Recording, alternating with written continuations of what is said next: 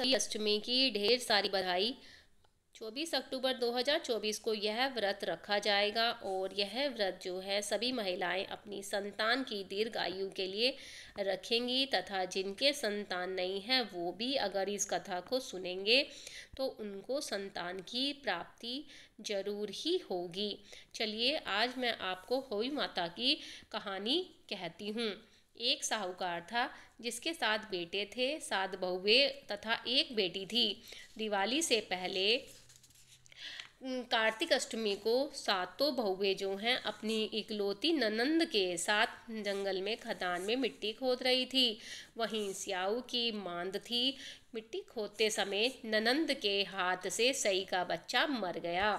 स्याऊ माता बोली कि मैं तेरी कोख बांधूंगी। तब ननंद अपनी सातों भाभियों से बोली कि तुम में से कोई जो है मेरे बदले की कोख बंधवा लो। सब भाभियों ने अपनी कोख बंधवाने से इनकार कर दिया, परंतु छोटी भाभी सोचने लगी कि यदि मैं कोख नहीं बंधाऊंगी तो सासू जी नाराज हो जाएंगी। ऐसा विचार करके ननंद के बदले में छोटी भाभी ने अपनी कोख को बंधवा लिया। इसके बाद जब उससे जो लड़का होता तो वो 7 दिन में मर जाता। एक दिन उसने पंडित जी को बुलाकर पूछा कि मेरी 7वें दिन संतान क्यों मर जाती है। तब पंडित जी ने कहा कि तुम सुरही गाय की पूजा करो। सुरही गाय स्याऊ माता की भाईली है, वह तेरी कोख को छोड़े तब तेरा बच्चा जिएगा।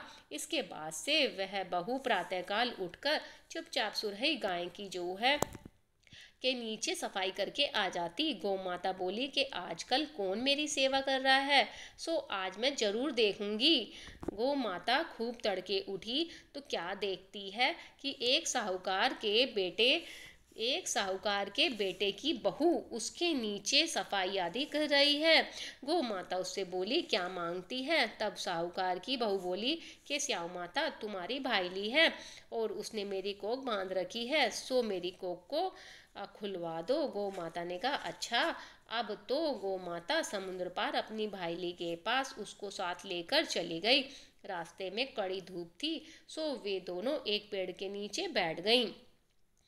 थोड़ी देर के बाद एक सांप आया और उसी पेड़ पर गरुड़ पंखनी का बच्चा था, उसको डसने लगा। तब साहूकार की बहू ने सांप मारकर ढाल के नीचे दबा दिया और बच्चे को बचा लिया।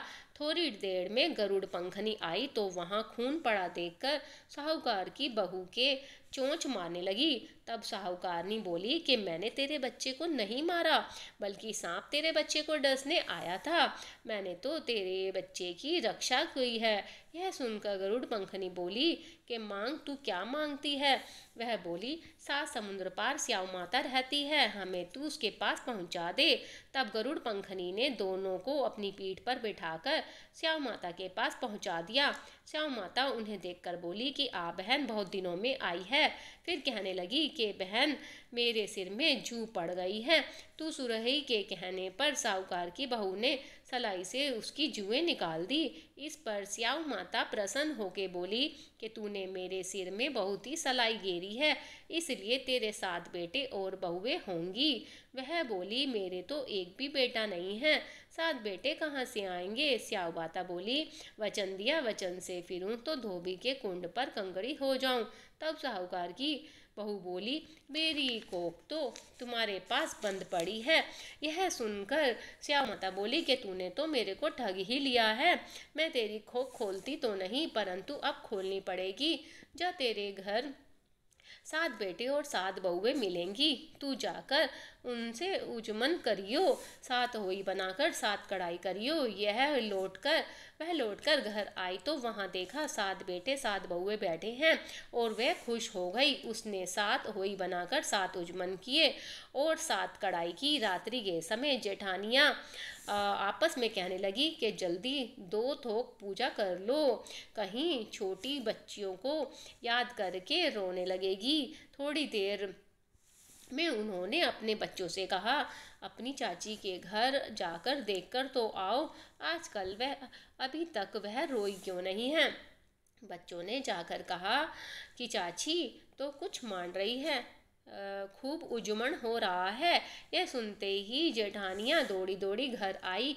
वहाँ जाकर कहने लगी कि तूने कोक कैसे छुड़ाई। वह बोली, तुमने तो कोक बंधाई नहीं, सो मैंने कोक बंधा ली थी। अब स्याऊ माता ने कृपा करके मेरी कोक को खोल दिया है। स्याऊ माता ने जिस प्रकार उस साहूकार की बहू की कोक को खोल दिया है, उसी प्रकार हमारी भी खोलियो।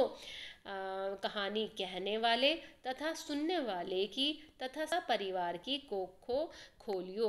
बोलो होई माता की जय हो। तो यह कहानी संपूर्ण हुई। आप सबको होई अष्टमी की ढेरों बधाई हो। राधे राधे।